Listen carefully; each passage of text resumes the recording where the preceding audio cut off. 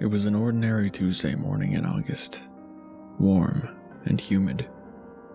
But Jeffrey didn't let that stop him from his daily bike ride through the mountains. As he rode along the trail, mosquitoes ate away at his arms. Later down the trail, he rode into some unseen branches, which cut his legs. As he paused to examine the scratches, something unusual caught his eye. He stopped and turned, but the feeling had passed. Naturally, he thought he had not had enough water on his ride, so he shook his head and gulped down a quarter of the bottle. The remainder of the ride continued as normally as ever. Mrs. O'Malley walked briskly by at the 1 mile mark, pausing to comment on the weather once again. Mr. Josephson jogged through an intersecting trail with his dog, and Mr. and Mrs. Adams walked a few steps behind their twins, who had recently removed their training wheels. He dismissed that flash of red as a result of the warmth and a trick of the light from the still rising sun. After a nice shower, Jeffrey decided to just sit back and relax for the day. He had no plans as of that moment. His parents were away for 2 weeks on a cruise they certainly earned, and his little sister was off at sleepaway camp in upstate New York. He decided to catch up on the sleep he'd missed with a quick nap, but as he settled in, he had the strange feeling someone was watching him. He knew that it couldn't be real, but something compelled him to do a quick spin. And yet, another momentary flash of red, but that was just his Jimi Hendrix poster. Content, he dozed off. He was awakened by the sound of that loose floorboard he still hadn't fixed for his father. He noticed he had scratches on his arms to the point of bleeding while he slept. Soon, he was coherent enough to realize that it wasn't the floorboard this time. The wind was blowing his door open and shut. As he got up to close the window, he noticed it was already shut and locked.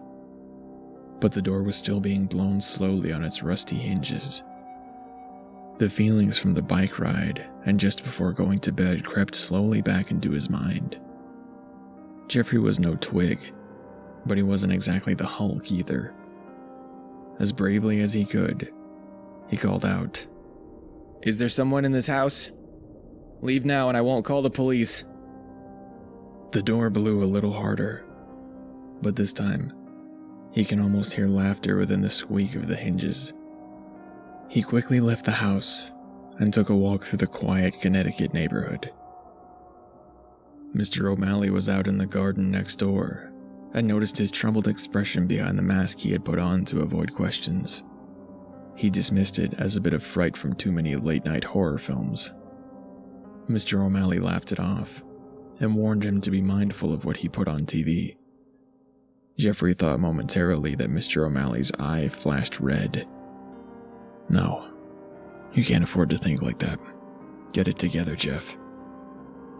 But that feeling had not left. He knew someone, or something, was following his every move.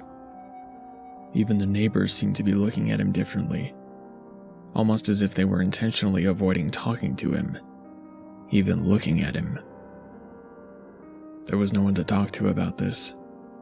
Even if someone would listen, everyone was suddenly too busy to take time out of their schedule to listen to a paranoid teenager. As the day dragged on, Jeffrey became slightly more concerned. Everyone had abandoned him. No one would even look at him. And of course, there remained that ever-present feeling that he was being watched extremely closely by someone who was always just out of view. He finally decided that another bike ride would clear his head. As he rode, he began to feel better. In fact, he felt better to the point that he wanted to turn around and head back home and order a pizza. Then, the moon seemed to turn off. Time to move fast, Jeffrey thought to himself. Without even a moment of thought, He rode as fast as he ever had away from the moving shadow. He didn't even look behind him to apologize as he heard the terrified and angry outbursts of Mr. O'Malley and Mr. Josephson, both of whom he had nearly run over from riding so fast. But he only propelled himself forward, as he knew for certain that he had to get away from whatever had been watching him. As he continued riding, he could hear the panting of a dog as it neared him. He pedaled harder and gained distance on it. To Jeffrey's dismay, for every second of gaining distance, it made it up in less time than he could take a breath. Finally, his bike stopped working altogether. The tires stopped in place and he went flying over the handlebars. Forgetting the bike, he ran, hoping the fallen bike would be a distraction. Something was grabbing at his heels, like a gentle wave approaching the beach, but with the ferocity of an angered mother bear. Whatever was chasing him was scratching his ankles, and he had to put an unsettling thought from his mind, or he would certainly run out of energy to keep running. The panting of a dog was in his ear, teasing him, telling him to keep running, and maybe, just maybe, he could have a chance to get away for good. He ran for miles, an ability he had only because he dared not look back, attempting to get as much distance as he could. But, try as he might, he was soon engulfed in the long, ominous shadow. The chase was done. He collapsed, unable to move. Finally, he decided to turn around. All he saw was his own shadow, from which extended a pair of gloved hands, tainted red from the scratches on his legs, arms, and ankles. Just as he had feared.